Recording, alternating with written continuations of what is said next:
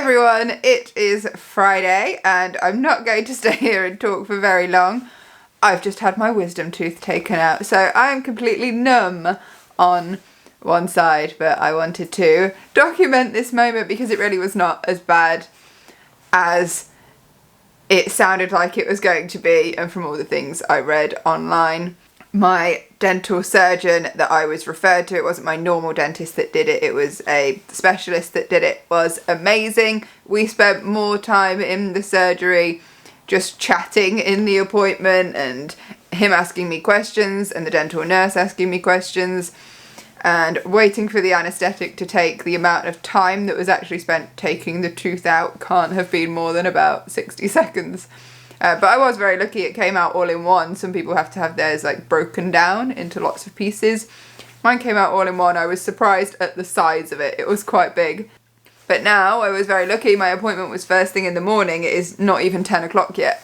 And I'm usually at work, but they recommend you have 24 hours off. So I've got a day just at home, which is quite nice because everything has felt so busy lately.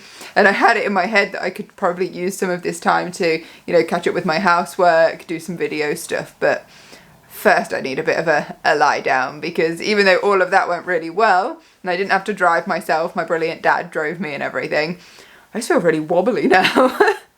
So I'm probably just going to go lie in my bed and watch something on my phone or something like that, maybe read, and have a very slow morning. And that feels really backwards because I was saying, well, if I feel a bit better in a bit, then I'll crack on and get stuff done. But as time goes on, the anaesthetic's going to wear off and the pain's going to come back. So I'm probably going to be feeling worse later. But we'll see. So if anyone is, you know, out there going to get wisdom teeth taken out, it really isn't as bad in my experience this time around as it sounds. But since I should probably be arresting all of this and not talking too much, I better shut up now and go and have a rest. But I'll check in with you again later in the week. There's been a few things that I've been doing sort of in the last week that I think would make some nice vlog content and stuff that's worth talking about. So keep watching. Hi everyone, we've rolled back around to Monday and I thought I'd bring you a little update about what we've been doing sort of over the last couple of weeks. Just after my last vlog, I had my wisdom tooth out, which was a delightful experience. Actually, it went really smoothly, like I cannot complain at all. I was really blessed that the dental surgeon that did it was amazing. I was told that he's, and I don't know why this is a big deal to people, or at least to me, but to anyone I spoke to, people outside of London, but they were like, oh, he's a proper London dentist. Now, if you live in London, that's probably just like, that's my dentist. But apparently he has his London practice and then he comes up here and he does a couple of days a week here and works in one of the local hospitals as well. And for some reason that made me feel like I was in really good hands, but he was highly recommended, so that was good. It wasn't my normal dentist. My normal dentist didn't want to even entertain the idea. Oh, steam, sorry, ironing. My normal dentist didn't want to entertain the idea of taking it out. I was referred somewhere else. So that went as easy and as well as it could. The procedure was super quick. I just had local anaesthetic, and to be fair, the first couple of injections I had, the injections were the worst part of it, and it was literally like 30 seconds of pain. It was not bad at all. But the first set wasn't enough. He went to yank it out and I could still feel it, so we had some more and then I couldn't feel a thing, and it felt like he was like digging around. And after I had it done, I watched videos on about how they do it and sort of opening up the socket and how they then get it out. And so now, thinking back to what he was doing, the feeling I was experiencing was him like opening up the socket to get it out. But I thought he then stepped away to change tools, as in like to get the tool to take it out. And he was like, oh, you're done? I was like, wow, that was quick and easy. I was a little bit shaky afterwards, which was surreal. I wasn't that nervous. I was a little bit nervous, but I wasn't particularly nervous. But when I actually sat up, my hands were like trembling, which I hadn't expected. And I was a bit wobbly walking back to my car. But my dad was brilliant. He took me, so I didn't have to drive there or back myself. I'd have probably been a bit of a hazard driving back if that was the case. But then it was fine. I had a rough few days of recovery, not like crazy, not like I've seen some people's pictures, they're like so swollen. It was nothing like that. The first day, it was just like a very constant slow bleed, which was a bit grim, but it was just sort of how delicate it was and not being able to do very much, not feeling like I wanted to do very much. It put me back on my filming. I was off from the gym, I was off from running and everything. And when I was doing stuff, just for sort of 3 to 4 days, I just got really tired really quickly. Like the only way I can explain it is it's just when someone says, oh, you know, it really takes it out of you. It just felt like that. But now I am day 10, I think, since having it done. And whilst I still get like the odd weird sensation, it is mostly fine. And so I think I've got off pretty lightly with that. And I'm back to eating whatever I want. I just eat on this side, which was strange for me because I always eat on this side. So I've had to train myself to eat on that side, but I've had to do that over the last year or so anyway, just because of the amount of problems that tooth have been causing me. I was just avoiding it. So that was that. Since then, obviously everything's been really quiet because I've just been resting. I haven't been doing very much, seeing family more than anything. Today feels like back into the swing of things. So we're on a Monday, we're at work, and Tom and I have been trying sort of a bit of a positivity thing, really. I think it's quite easy to get down in the dumps when everything's busy, and as part of this, you know, thing I'm trying to do for myself where it just makes everything feel a bit nicer and a bit better. We have sort of come up with some strategies to slow down within the week, sort of when we can do sort of social media things, when we're exercising, when we're setting aside time to just be together and do nothing else, and that's really been helping. And we've also been just trying this whole positive mindset thing, because it's very easy, I think, to get into a bit of a grumble. And we're very fortunate, and we have to keep reminding ourselves of this, that we are very fortunate with where we work and the hours we work, and the fact that for I would say the amount of days we work a year, we do make good money. So we work in education, which means obviously we get the holidays, and as much as we can, we try not to work over those holidays, but we always end up doing a little bit, so there's no escaping that. And I think anyone in this profession, in this sector, will say the same. But we are very lucky in that we have that option to have holidays as much as we do, and bearing that in mind, like the pay isn't awful. We don't actually get paid for the holidays, but I don't think anyone would expect to get paid for that much. So, however, our working hours, you know, we leave the house anywhere between 7:30 and 7:45, and depending on the day, we're generally home between 4:30 and 5:30. So, you know, as far as a working day goes, that's not too bad. The only thing I think we've been really can get down about is when you're there, it's hard work. There is no sort of beating around the bush. It is hard work. There is no downtime from the moment you get there to the moment you leave.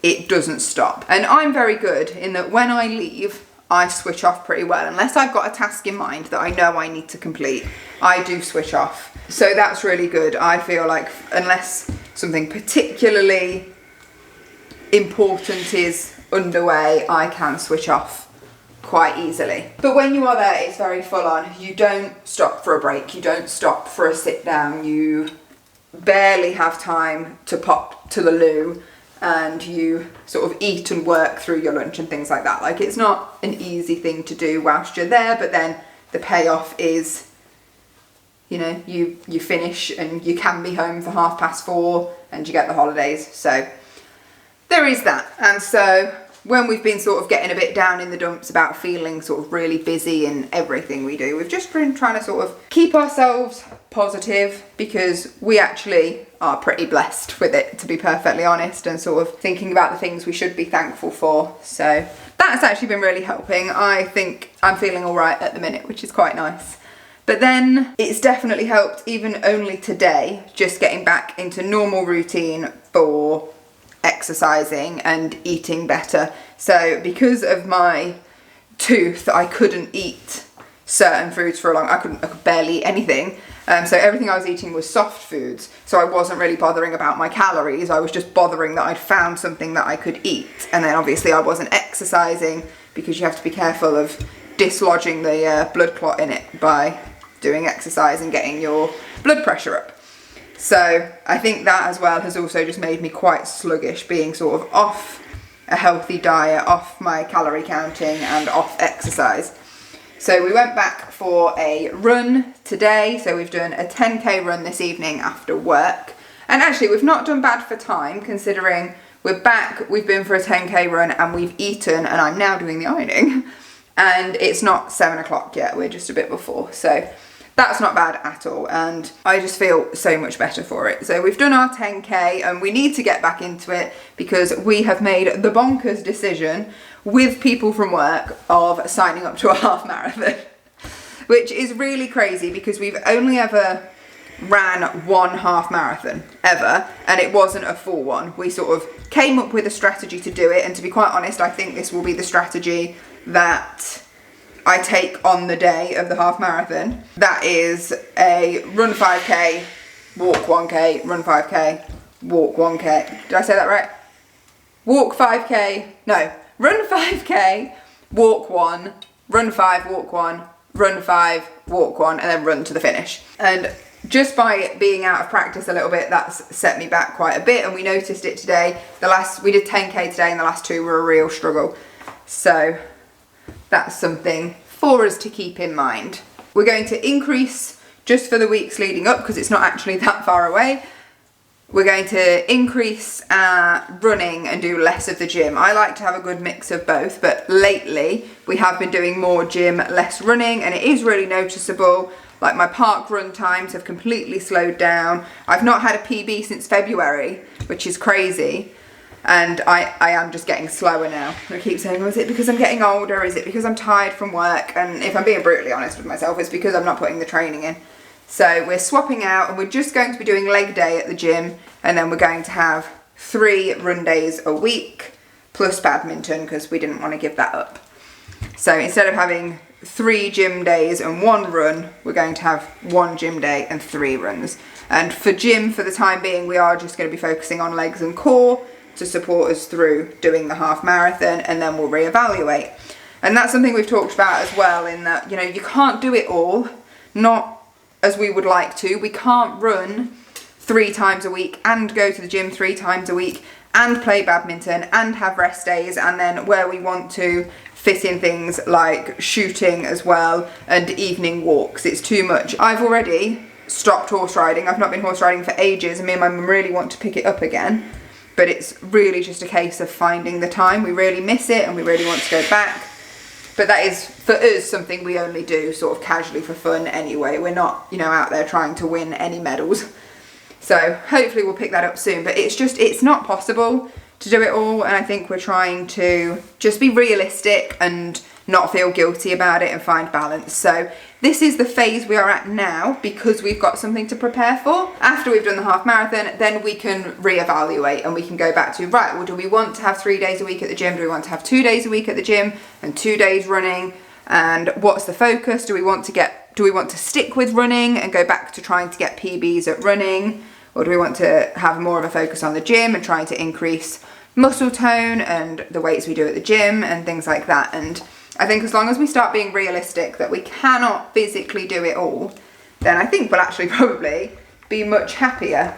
I think we've just got to try our best. And, you know, I talk about slowing down and taking the time to relax, and my health and fitness is really important to me. And I have noticed over the last couple of weeks, like, I have put a few pounds back on, which, you know, I'm not pleased about, but sometimes life happens and I think you just have to be a little bit gentler with yourself. Like, those things are important, and I think discipline is important, but I think, you know, giving yourself a break every now and then and just saying life happens, pick yourself back up and carry on. That's where we're at with that. I'm going to finish my ironing and then I'm going to spend a bit of time with my bunnies, and then I think Tom and I are going to have a bit of a cozy, restful evening, which will be nice. We'll probably just curl up either with a book each or watch something on the telly, and that's quite nice just to have a bit of chill time to give back to ourselves. Hi everyone, it's Wednesday evening, and I say evening, afternoon. I'm just in from work. It's 4:30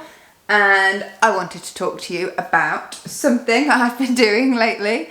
And those of you that have been around for a while will know that this is a goal I've been trying to accomplish for many years now, and I've never stuck to it. So I'm hoping this time I'm talking to you about it and this will be the time I succeed, and that is reading the Bible. So to give you a bit of background, if you don't already know about me in terms of religion and everything, I grew up in, I guess you would describe as a non-religious household. The only sort of religious connection would have been to my mum and her side of the family, and that would be Christianity, Church of England. She herself went to Sunday school as a child, but then I'm not completely clear on my grandparents on that side of the family, whether they were regular churchgoers. I don't believe they were, and they certainly are not now in their sort of older years. And then on my dad's side of the family, some of them as adults have sort of gone down a road of religion. Like, I know one of my aunties has been confirmed.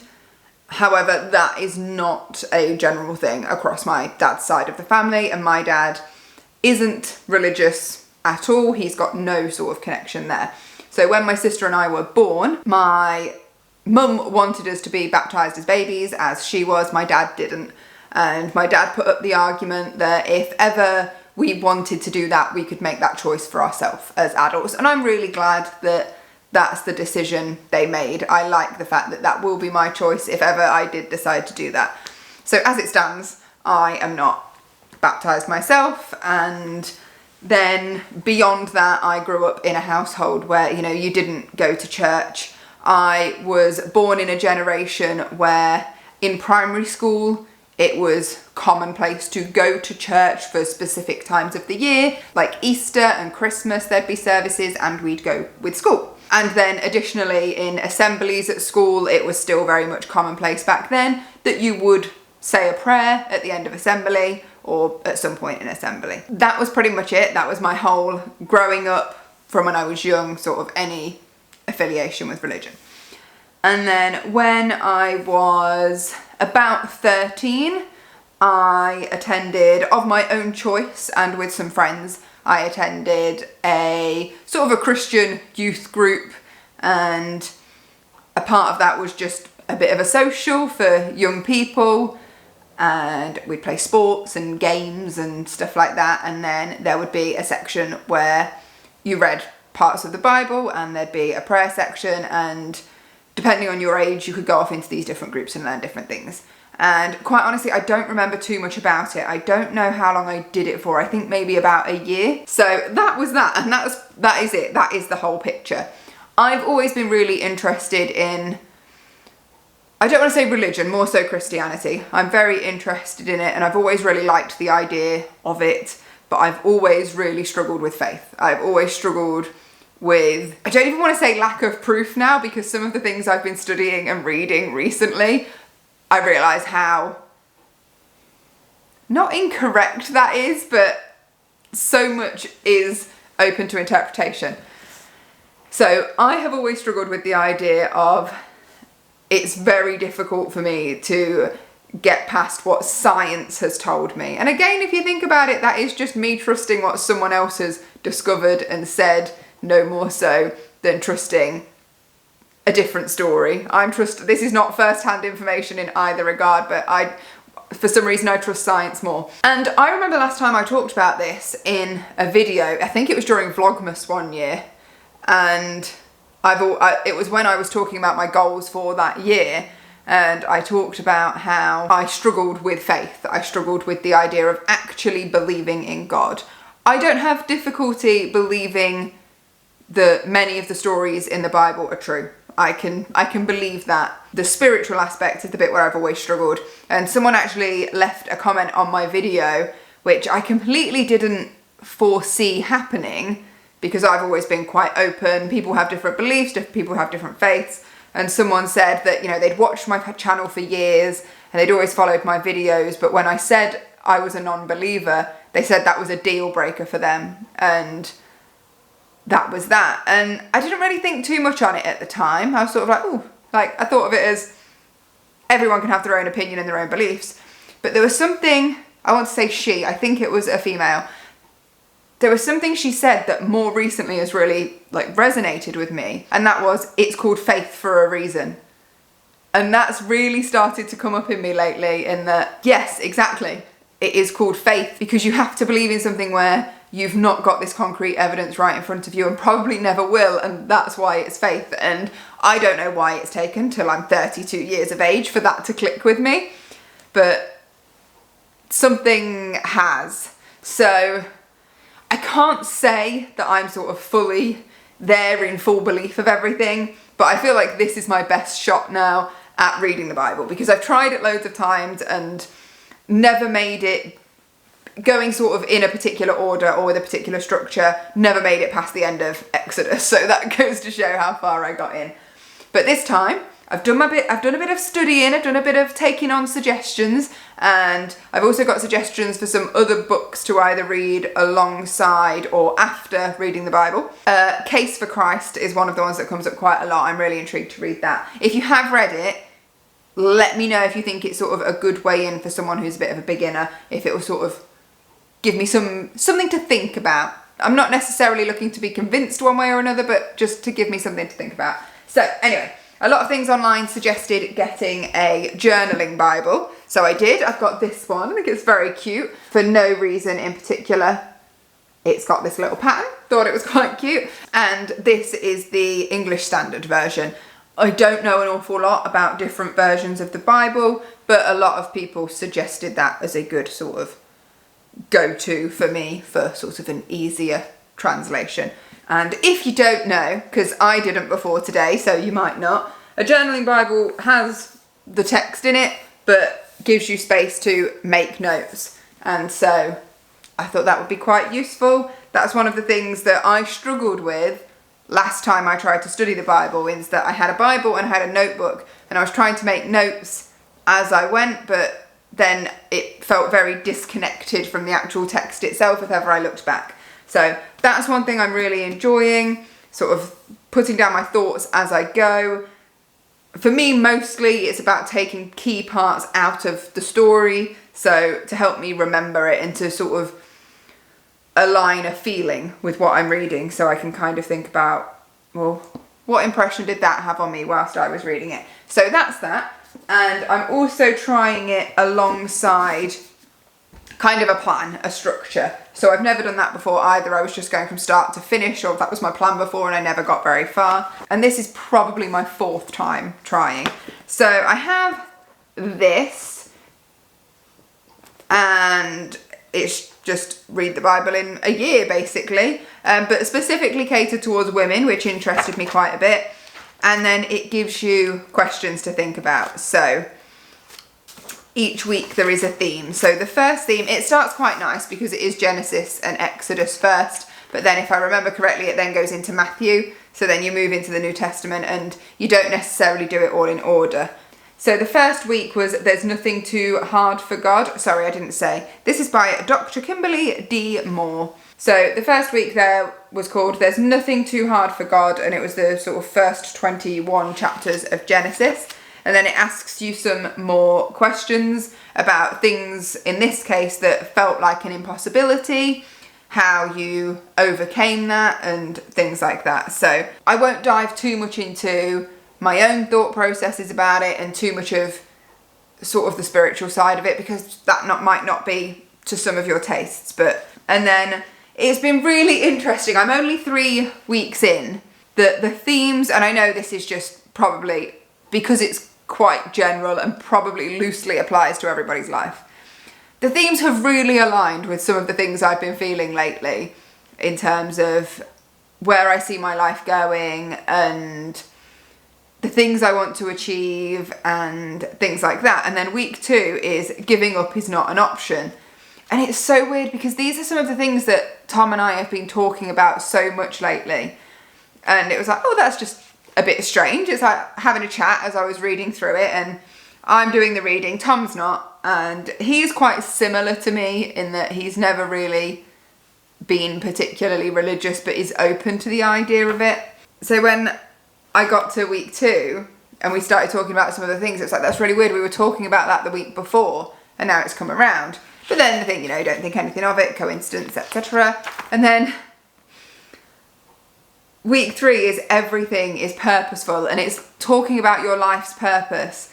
And that's exactly what Tom and I were talking about the week before I got to this week. We were talking about purpose. We were talking about the things we feel I suppose because we've both been talking about this and sort of thinking about the bigger picture. And it's kind of like, well, what have we been put on the earth for? And we've been talking about our purpose, but just more specifically to, you know, our lives and like work and stuff like that. And it feels very strange. So yeah, that has been kind of strange, but it's really been good for us to have things to talk about in this respect and sort of open up this new avenue for us. I've really enjoyed the small sort of chunks of reading, doing a bit every day. It's generally been between 3 to 5 chapters each day, depending on how long they are. And then I do a few little extra study bits, which I think is better than just reading it anyway, because I want to understand what's going on.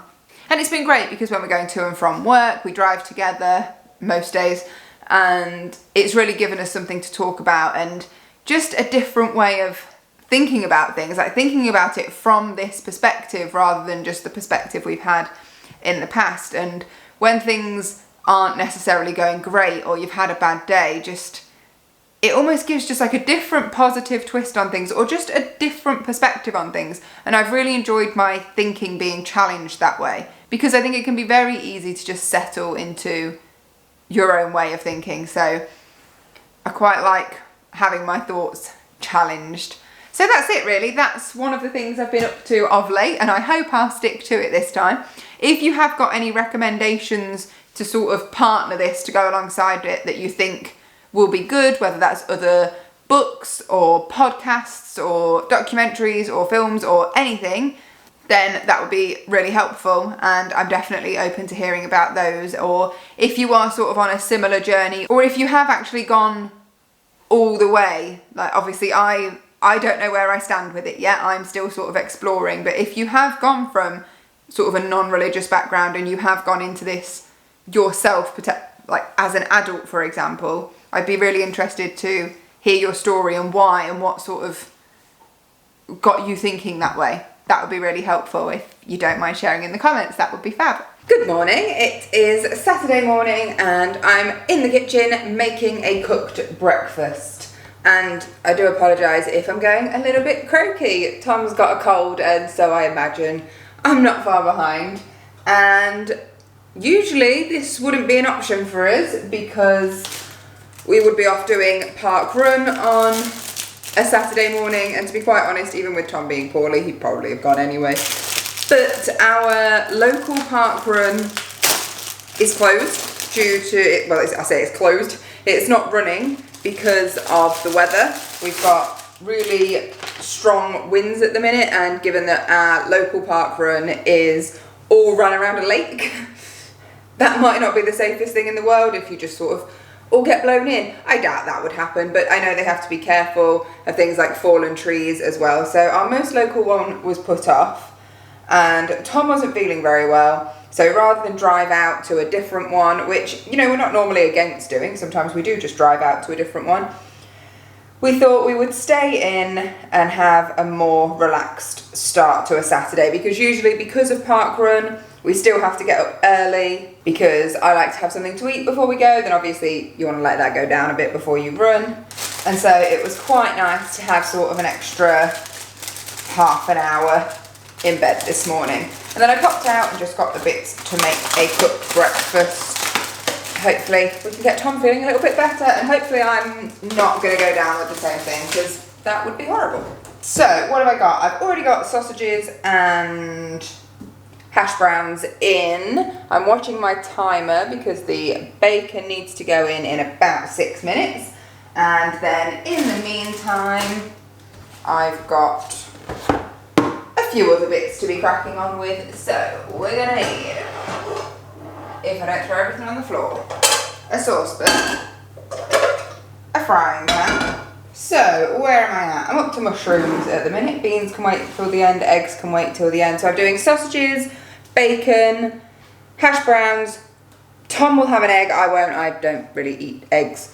What did I say? Mushrooms, black pudding, beans, and I've got some tiger bloomer for toast. So I need to get a move on with this. So we are planning on having a super chilled day so that we can just rest. I've got a few chores to do. I need to kind of tidy up around the house a little bit. It's not completely sort of as I'd want it, which to be fair, I've got no excuse for. I can't really say we were busy this week. It was just work, come home, and things like going for runs or walks. There was not a lot going on. So for us not to keep on top of the chores, we've really not had much of an excuse for that, except that we just wanted to have a bit of an easy, restful week. So after we've had this, I will be cracking on with just some general cleaning, which I quite like doing. I love having a quiet Saturday morning when there's not a lot going on. And obviously we really like doing park run, otherwise we wouldn't do it every week. I say we really like doing it. I like the atmosphere. I don't actually like running itself that much, but I like the atmosphere of going. It's great to do a run with so many other people, and depending on which one you go to, I don't think I've been to one where there's been much under 100 people running it, and the most I've seen is just over 500 people running it. And so just having that atmosphere is really good. Obviously it's not great if you want to tell a line on a Saturday morning or do something like this, obviously just because it takes a bit more time, and by the time we've gone, done it, come back, showered and got ourselves ready for the day, it is sort of getting on for 11 o'clock, which then that's your morning gone really. To think that I get up probably around 7 to get something to eat to go to park run. The park run itself takes me half an hour to do. So the fact that sort of it takes from 7 to 11 to kind of get your day started just to go on park run, well for us anyway I suppose, then it does eat into a big chunk of your weekend. But we like to do it, we like the atmosphere, not so much the actual doing it part, but it is important for, you know, health and fitness and cardio and all of that. And I do want to feel good and strong in myself, so that's the reason I do it. And obviously running's a good calorie burn. And then afterwards, I love the feeling afterwards. I love the feeling of I've done it for another week. I love checking the app where you get your progress update. So if you haven't ever done a park run and you don't know how it works, I know that it's a lot bigger in the UK, but it is also in parts of Europe and America and other places around the world. But there's an app and you have a barcode, and when you get your finishing position, when you go through, you just get given a little token and they scan your barcode, which is linked to your account, and then they scan your finishing token. So if you came like 60th, they give you your finishing token, and when they scan that, it links to the timing they're doing because they're timing you as you cross the line. I'm hoping that makes sense. Anyway, so when you wait, you have to wait a little while for everyone to finish, obviously, because some people are walking it because it's called park run, but you can walk, jog, run. In some of them you can go around with your dog. In some of them you see people sort of push chairs around with kids in. It's very casual, very sort of relaxed. So you wait for everyone to finish, and then when they've put the results through on their end, you can get a text or an email or a notification on the app or all of the above to tell you that your time has been posted. So it records your position, it records your time, and that's the main thing really. But it does tell you if, for example, you've got a new personal best and things like that. So it's really good. It's good to have sort of a healthy competition with yourself, and give yourself goals to do, and it's such a welcoming and friendly environment. So if you've never been and you're worried, like, you can go on your own, you don't have to go with someone else, and it's perfectly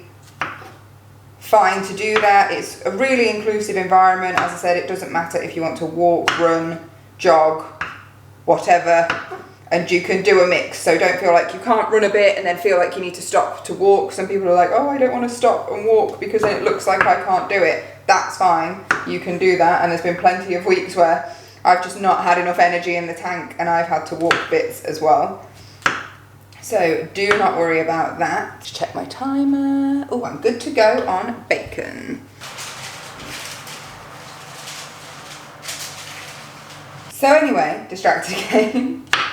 When you finish it and your scores come through, if you have the app, there's also like other achievements you can get, and there's loads of them, so you can sort of pick and choose whatever you want to do, or you can try and do all of them. I've kind of sort of accepted that I'll just complete them as I go along, and for a time we were kind of making an effort to do things that get some of the achievements, and now we're just sort of going with it and not putting too much pressure on ourselves. One of them, which obviously does require a bit of effort on our part, losing my sleeve, is going to different park runs with different letters of the alphabet. So you can try and complete the alphabet, so go to one, every park run has a name, usually the name of the park or the town you're in or whatever it is. And you can try and get one for every letter of the alphabet or every letter in the name you register with. So if you've done sort of first name, surname, you can try and get all of those. Then there's other ones that are all the time positions, so however many minutes but ending on 00 seconds, 01, 02, 03. So obviously there's 60 of those to get. Going to a park run every month of the year, going to a park run every day of the year, going to a park run every day of the week, which, because they only run on Saturdays for the main events, that's quite challenging. But you can get special events throughout the year, and most countries that run it do 2 special events each year. For the UK, it's Christmas and New Year's. I think in America, it's Thanksgiving and New Year, and then across Europe, different holidays in their countries, they usually do 1 or 2 of those. So you can try and get other days of the week by doing that. And then there's some silly ones. There's like a pirate one where you have to get something like so many C's and so many R's. And there's one about snakes where you have to get so many S's. There's position bingo, where obviously you try and finish every position between 1 and 100, and then that loops round. So if you've got a run, for example, with like 300 and something people, if you've got 352, that would get 52. And then there's ones where everyone says you can try and get them, but you never will. You're just going to have to look out. There's one that's palindrome time. So you have to get, for example, 25:52. It has to be the same forwards and backwards.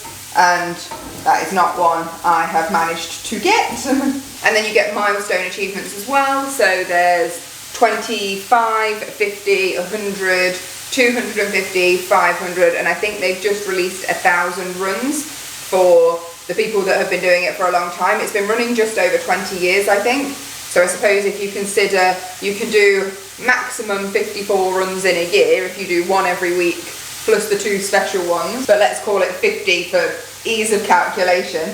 If you're doing 50 a year, it would take you 10 years pretty much without any breaks to get the 500. So the people that have been going consistently practically every week for 20 years will have just got over 1,000, which if you think that's like such a big achievement. I've got my 25. I'm nearly at 50, and at each milestone you can, it's not essential, but you can buy like the t-shirts or the wristbands or whatever with your milestone on. So when I was at 25, I bought the top for mine, and I will probably get the 50. It's a bit silly, but I quite like it, and it also gives you something to wear for running. So I've always got something to throw on. And that's pretty much park run in a nutshell. So if it's something you've considered doing and you've got one nearby, I would so recommend it. It's brilliant, and it's such a good atmosphere. And if you don't particularly like talking to other people, then you don't have to. Some people do. There's some lovely people. They're really, really chatty.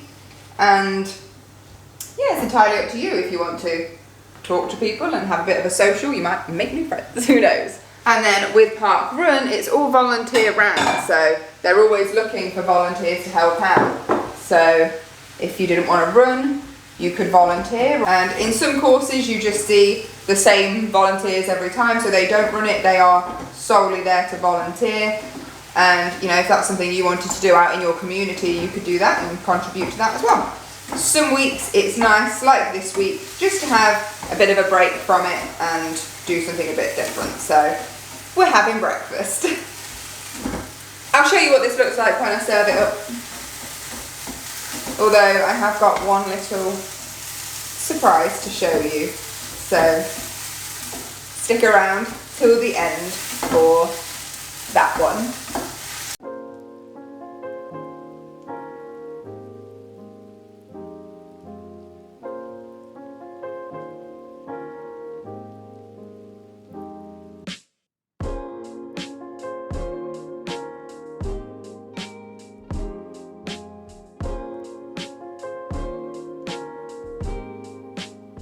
Hi everyone, it's Sunday. In fact, it's the same Sunday that this vlog is going to go live, but I just wanted to introduce you to our little girls. I was super excited. So we have now got, joining our ranks, 2 little guinea pigs. They live inside with us. And they are 13 weeks old, and we got them on Thursday, so we've only had them a few days and they've just been settling in, and they're super teeny tiny. And Tom has had guinea pigs all of his sort of childhood and teenage years growing up. I had one when I was very, very young as my first pet when I was little. We're talking sort of 10 and younger when I had them. So Tom really wanted some guinea pigs, and I've been really growing on the idea, and we've been talking about it for a few months, and so now we've got these 2, and they're ever so cute. And I will just introduce you to them. I'm going to pop them on the sofa and then I'll get a close-up on them so you can see, but they're very good. This one's a little bit more skittish, she's not quite got used to us yet, whereas this one's a lot more comfortable. But we're not handling them too much just yet because we're trying to let them settle in. So we're just having a couple of little sessions each day, but nothing for too long. So I thought I'd let you share in this session with me. Here we go. So this little girlie right here in the front, taking up all the limelight, is Eloise. That's what we've decided to name her, and she's currently squishing her sister behind her. So, oh, gorgeous little girl.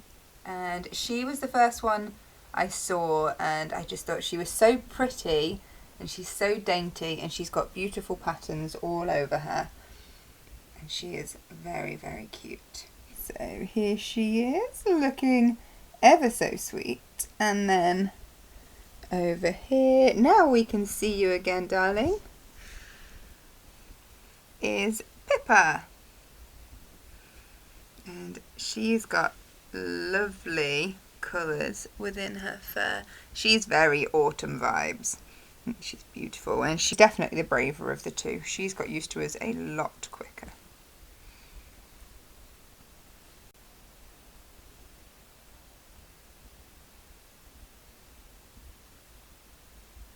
And so I just wanted to introduce you to them.